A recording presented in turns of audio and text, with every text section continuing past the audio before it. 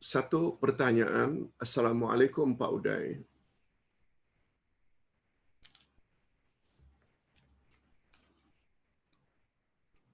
Ustaz, atas sebab-sebab tertentu, bolehkah jenazah disolatkan secara sendirian sebelum jenazah itu dimandikan dan dikafankan? Okey, ini pertanyaan dari saudara Anwar Khan. Ya, saudara Anwar Khan ini saudara kita dari Singapura. Anwar Khan. Begini, hadirin dan hadirat serta para pemirsa yang saya hormati, khasnya saudara Anwar Khan, kewajiban umat Islam terhadap jenazah orang yang sudah mati ada 4.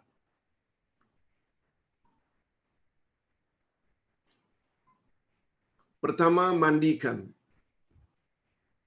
Yang kedua, dikafankan, dibalut dengan kain. Kemudian disalatkan, salat jenazah. Kemudian dikebumikan.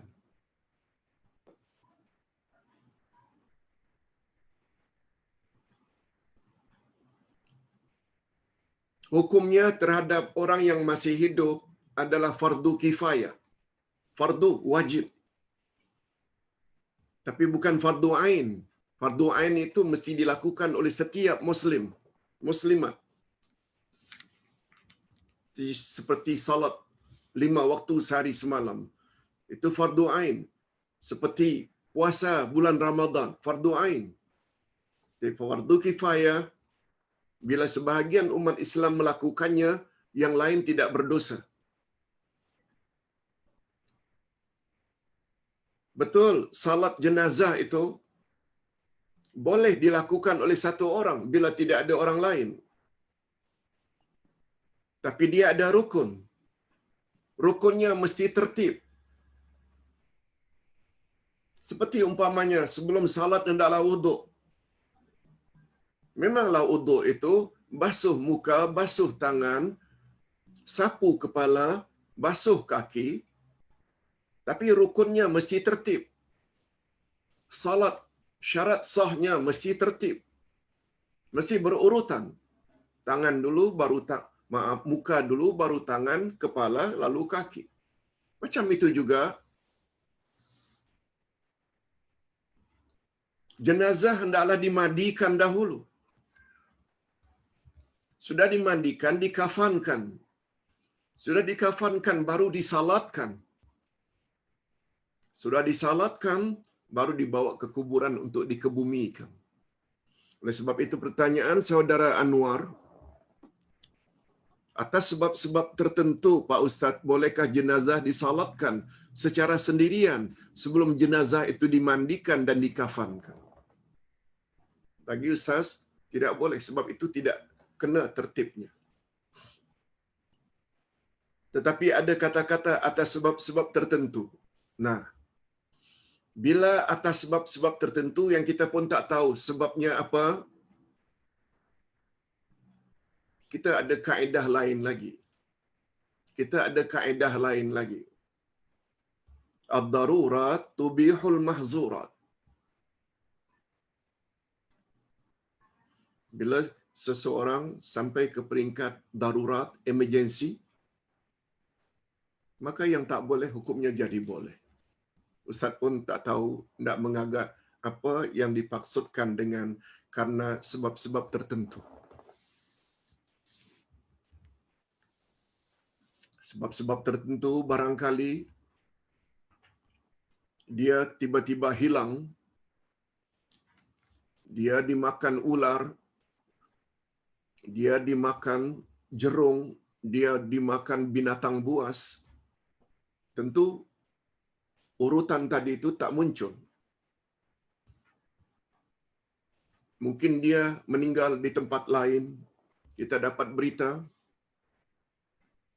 lalu kita pun melakukan salat ghaib. Salat ghaib adalah salat jenazah, yang jenazah tidak berada di depan. bila disampai ke peringkat atas sebab-sebab tertentu yang bersifat emergency, yang kita tak dapat tidak, maka sesuatu yang pada asalnya tak boleh menjadi boleh. Wallahu a'lam. Ustaz jawab saja secara umum. Tapi jenazah biasa yang bukan dalam kes emergency, urutan tadi itu mesti. Wallahu a'lam. Yang kedua, Wafa Abdul Rahman. Assalamualaikum Pak Ustaz. Maaf, soalan tidak berkaitan dengan surat Al-Alaq. Mertua saya dibawa ke bahagian kecemasan hospital karena tidak boleh bernafas, karena lelah.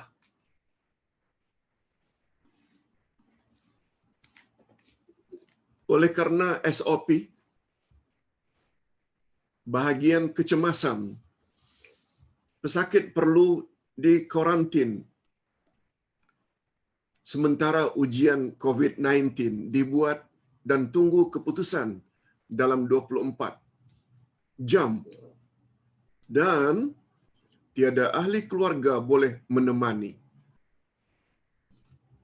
Mertua saya telah tertinggal beberapa waktu salat karena merasa pampasnya bernajis. Sekarang mertua di ward biasa. Anak boleh temani di ward biasa, akan tetapi masih jadi sukar bernafas atau lelah jika banyak bergerak untuk cuci najis, tukar pampers dan beruduk. Memang susah. Apakah cara untuk mertua saya tunaikan salat dan juga qada salat yang tertinggal ketika di bahagian kecemasan?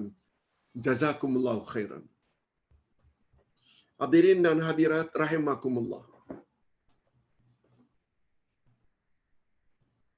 Kita umat Islam mesti tahu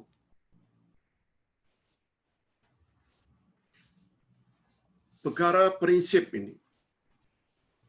Apa dia Pak Ustaz?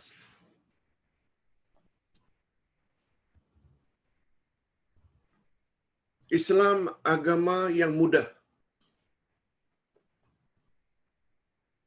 Di antara ayat-ayat yang menyebut tentang kemudahan agama Islam, ayat 184 dari surat Al-Baqarah.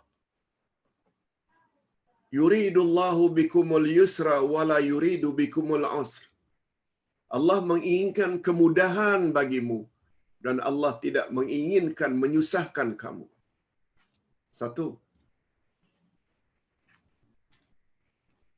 Ayat terakhir dari surat Al-Baqarah, ayat 286, la yukallifullahu nafsan illa wus'aha. Allah tidak memberatkan manusia kecuali apa yang manusia termampu. Hadis atau ayat 16 dari surat At-Taghabun, ittaqullaha mastata'tum. Bertakwalah kamu kepada Allah sekedar kemampuanmu. Hadis Nabi pula, idza amartukum bi syai'in faf'alu mastata'tum au kama qal. Bila aku suruh kamu melaksanakannya, maka laksanakanlah apa yang kamu termampu.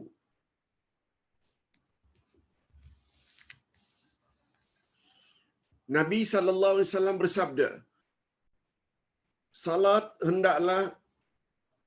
fardu hendaklah dilakukan dalam keadaan berdiri. Bila kamu tidak mampu berdiri, boleh duduk.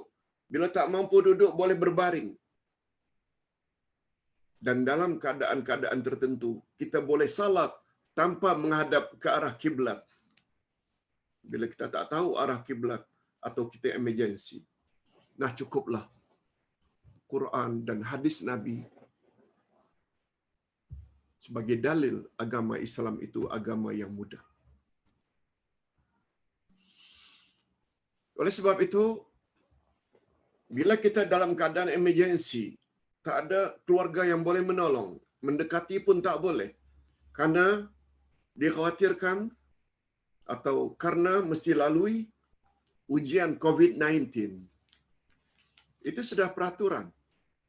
SOP-nya macam itu. Sedangkan mertua pula tak mampu ambil uduk sendiri, lelah pula.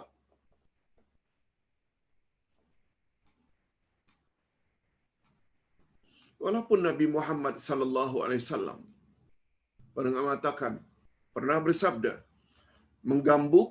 menggabungkan dua salat tanpa uzur termasuk dosa besar. Tapi Nabi membolehkan. Kamu boleh jamak bila kamu dalam kesulitan. Okey, kita jamak zuhur, asar, maghrib, isya. Karena kesulitan, karena sakit, dibolehkan oleh Nabi. Dan Nabi sallallahu alaihi wasallam pernah, kata Aisyah radhiyallahu anha, bila kepada Nabi disuruh pilih antara yang berat dengan yang senang, Nabi akan memilih mana yang senang jika ia tidak membawa dosa. Ya, dalam hal ini lelah, tidak dapat beruduk. Ketika itu bila ingat walaupun ada najis, salat saja macam biasa. Bukankah salat itu diterima bila kita bersuci, Ustaz? Selain tidak beruduk, pampers ada najis. Ini yang kita maksudkan. Bila dah sampai ke peringkat darurat, emergency, yang tak boleh hukumnya jadi boleh. Masalah kemudian bila dah selesai, ada yang menolong, kita qada balik. Bagi Ustaz, itu yang patut dilalui. Okeylah. Karena kita selama ini tak tahu perkara itu dibolehkan, lalu setelah dalam keadaan di ward biasa, anak-anak pun ada datang boleh bantu, kita qada. Itu yang paling baik. Kita ulang balik berapa salat yang telah kita tinggalkan. Dalam keadaan berbaring saja. Andai kata katil tersebut tidak menghadap kiblat, salat saja. Ini yang dimaksudkan oleh ayat-ayat tadi. Ustaz memberi pandangan berdasarkan keyakinan Ustaz demikian. Wallahu a'lam. Tidak jadi masalah. Tidak jadi masalah. Allah Maha tahu. Orang itu sengaja meninggalkan salat atau orang itu memang susah hendak berbuat sebagaimana tuntutan agama. Wallahu a'lam. Kaisa Kamil Ikram. Ini pertanyaan ketiga. Ustaz, doa dalam sujud boleh baca ke doa Rabbana dari Al-Quran atau only doa dari hadis? Karena ada hadis yang sebut jangan baca Al-Quran dalam sujud dan rukuk. Memang betul. Hadis ada menyebut naha Rasulullah sallallahu alaihi wasallam an qira'atil Qur'ani fi ruku'i was sujud atau kama qala Rasul sallallahu alaihi wasallam. Nabi melarang membaca Quran ketika rukuk dan sujud. Hadis sahih. Cuma bila ditanya, apakah dengan demikian kita tak boleh baca sama sekali Pak Ustaz Al-Quran ketika rukuk dan sujud? Ini yang Ustaz katakan 2 hari yang lalu. Mengambil panduan tidak cukup orang yang hanya tahu hadis tapi tak tahu ilmu fiqh.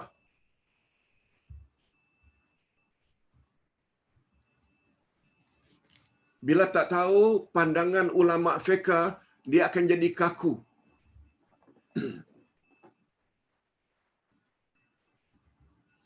Ustaz buat contoh. Memang ada hadis sahih la i'tikafa Tidak ada i'tikaf kecuali pada 3 masjid. Masjidil Haram Mekah, Masjid Nabawi Madinah, Masjidil Aqsa. Hadis sahih riwayat Imam Bukhari. Kalau orang yang hanya tahu hadis itu, tak belajar fiqh, tak baca pandangan imam-imam mazhab fiqh dalam mengambil hukum, dia langsung mengatakan tidak ada. Mana-mana masjid selain yang 3 itu tak ada i'tikaf. Ada pandangan macam itu. Tapi bila dilihat pandangan Imam Abu Hanifah, Imam Malik, Imam Syafi'i, Imam Ahmad Ibn Hanbal, termasuk pandangan Imam dan Mufti Arab Saudi, mantan Mufti Arab Saudi, Syekh bin Baz, dan Ustaz berguru pada beliau. Kata beliau, hadis tersebut membawa makna afdaliyah yang lebih afdal. Bukan bermakna tidak boleh i'tikaf di mana-mana masjid. Maksudnya tentang i'tikaf yang paling afdal pada 3 masjid tak ada dinafikan lagi. Nabi bersabda, sekali salat dalam Masjidil Haram nilainya sama dengan 100,000 kali salat di masjid yang lain. Salat dalam Masjidil Nabawi 1,000 kali salat di masjid yang lain. 1 kali salat di Masjidil Aqsa, ada riwayat mengatakan 500, ada riwayat mengatakan 250 ganda dibanding masjid-masjid yang lain selain Masjidil Haram dan Masjidil Aqsa. Hadis tersebut tidak ada i'tikaf kecuali pada 3 masjid membawa makna tidak ada yang boleh menandingi afdaliyah atau kelebihan i'tikaf di 3 masjid. Ia tidak sama sekali membawa makna tak boleh i'tikaf di masjid yang lain. Malah Imam Asy-Syafi'i kata di surau pun boleh. Cuma tak dinafikan kalau dibuat di masjid yang ada Jumaat itu lebih afdal daripada di surau. Karena ada salat Jumaat. Kita tak perlu keluar untuk salat Jumaat. Di surau pun boleh. Banyak lagi contoh-contohnya. Tidak ada salat apabila iqamah. Ada yang mengatakan bila qamat saja awak mesti berhenti, beri salam walaupun dalam keadaan berdiri. Ulama fiqh lain lagi pembahasannya. Termasuk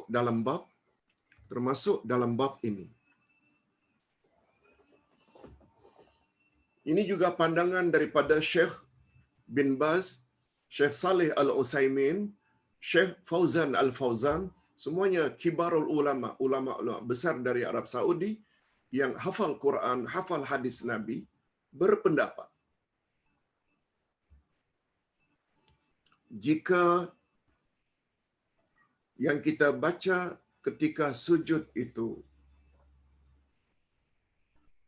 doa yang diambil dari Al-Quran, hukumnya boleh.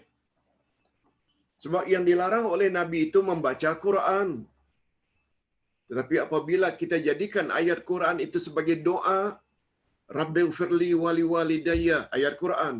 Rabbana atina fid dunya hasanah, ayat Quran. Rabbana zalamna anfusana wa illam taghfir lana wa tarhamna lanakunanna minal khasirin, ayat Quran. Rabbana hab lana min azwajina wa dzurriyyatina, ayat Quran. Rabbana la tuzigh qulubana ba'da idh hadaitana, ayat Quran. Rabbana la tu'akhidhna in nasina aw akhtana. Semua ayat Quran boleh dibaca ketika sujud jika niat yang membaca itu doa, bukan membaca Al-Quran. Ustaz cenderung pada pendapat ini. Boleh. Yang tak boleh itu kita membaca ayat Quran saja-saja, bukan dalam bentuk doa. Itu sebabnya Walaupun majoriti ulama mengatakan bila wanita dalam keadaan haid, datang bulan, sebaiknya jangan baca Quran. Tetapi ulama sepakat mengatakan, apabila yang dia baca itu wirid pagi dan wirid petang. Di antara wirid pagi, wirid petang itu baca 3 qul, ayatul kursi, 10 ayat dari surat Al-Baqarah, pagi dan petang. Boleh hukumnya walaupun ketika itu kita dalam keadaan datang bulan. Wallahu a'lam. Nah, berikutnya hadirin dan hadirat, karena tidak ada pertanyaan lagi, Ustaz coba jawab pertanyaan yang datang melalui WhatsApp. Ada 1-2 kalau tak salah. Pak Ustaz, difahamkan istighfar dan selawat ada keistimewaan dan kelebihan masing-masing.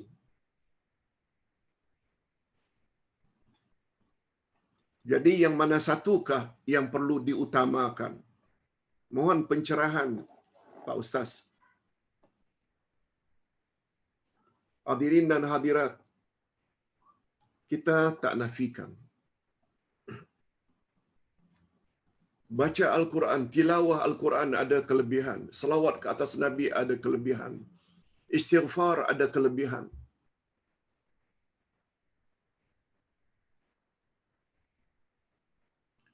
Bila ditanya mana yang perlu diutamakan, jawabnya utamakan semua.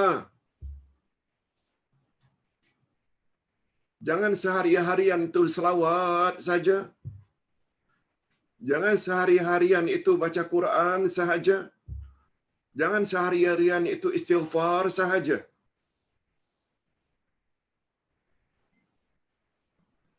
Cuma tengok apa kata Nabi. Siapa yang baca selesai salat fardu, Subhanallah 33, Alhamdulillah 33, Allahu Akbar 33, diakhiri dengan La ilaha illallah wahdahu la syarikalah hingga akhir, Allah hapuskan dosanya walau sebanyak buih di atas lautan. Nabi bagi-bagikan tak? Subhanallah, Alhamdulillah. Bukan Subhanallah, Subhanallah, Subhanallah saja. Bacaan yang bagus kita amalkan ketika tahajud. Sebelum ke tahajud, baca Subhanallah 10 kali. Alhamdulillah 10 kali. Alhamdulillah 10, Allahu Akbar 10 kali. La ilaha illallah 10 kali. Astaghfirullah 10 kali. 10 kali, 10 kali. Takbir, tahmid, tahlil, tasbih dan takbir. Kemudian diikuti dengan doa, Ya Allah, aku berlindung kepadamu daripada rasa takut ketika berhadapan denganmu pada hari kiamat. Coba lihat, Nabi berbagai-bagaikan. Itu sebabnya Ummu Hani ketika bertanya pada Nabi, Ya Rasulullah, aku ini dah paralyzed, tak kuat lagi beramal seperti dulu-dulu.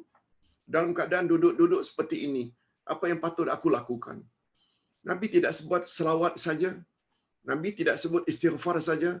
Coba apa kata Nabi?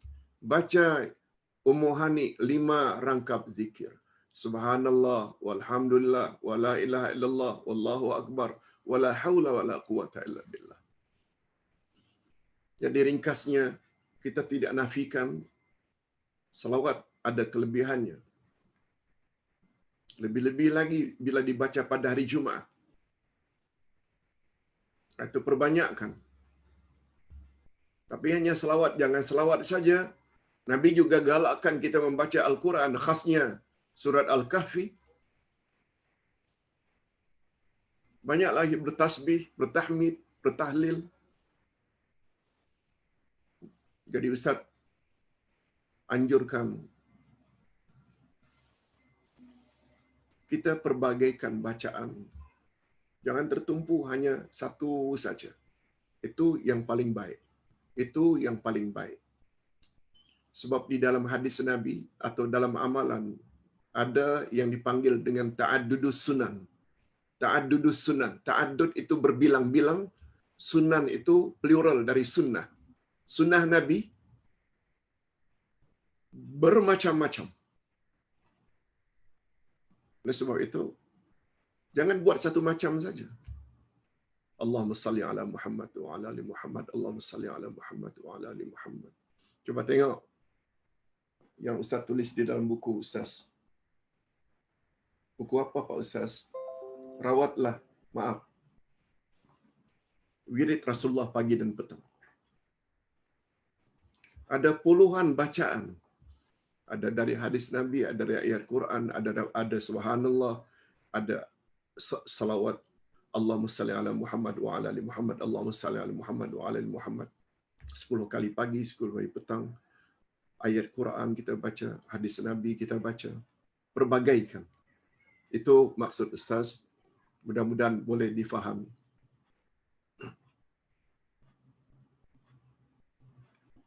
Cuma ada ulama yang berpendapat membaca salawat ke atas Nabi pada hari Jumaat lebih afdal daripada tilawah Al-Quran.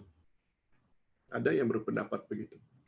Karena Nabi bersabda, salawat yang paling afdal adalah pada hari Jumaat. Tapi menurut pandangan Uday, tidak. Tilawah Al-Quran tidak ada yang boleh mengatasi sebab dia kalamullah. Tanpa kita menafikan, salawat ke atas Nabi juga besar ganjarannya, lebih-lebih lagi pada hari Jumaat. Tapi sampai mengambil kesimpulan, pada hari Jumaat bersalawat lebih afdal daripada tilawah Al-Quran, bagi Ustaz, tidak setuju. Sebaiknya Quran baca juga, salawat baca juga. Nah, yang terakhir, pertanyaan yang terakhir.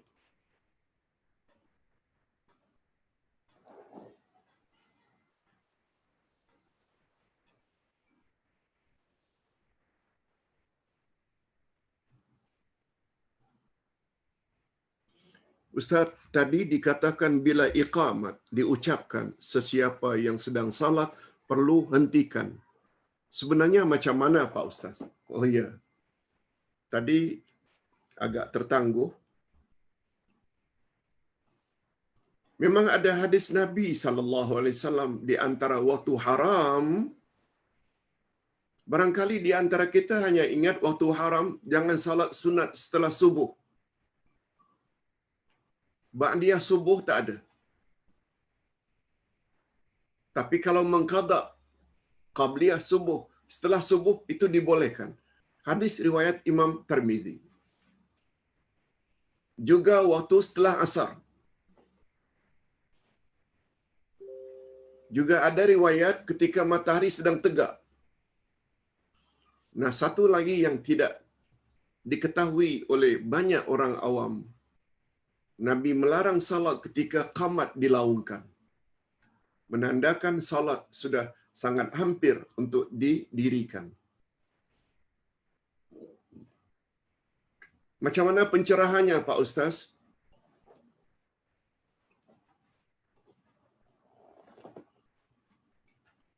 Nabi Muhammad sallallahu alaihi wasallam galakkan salat sunat termasuk qabliyah kita buat di rumah. Baru pergi ke masjid untuk salat berjamaah. Taruhlah kita umpamanya pergi awal sebelum azan.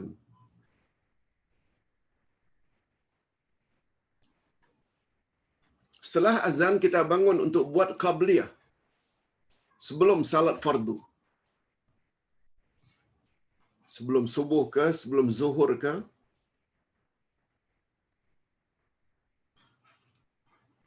Taruhlah kita ke masjid karena agak jauh, belum salat qabliyah. Begitu kita sampai buat qabliyah. Salat sunat tahiyatul masjid boleh menumpangnya pada mana-mana salat. Asalkan kita belum duduk.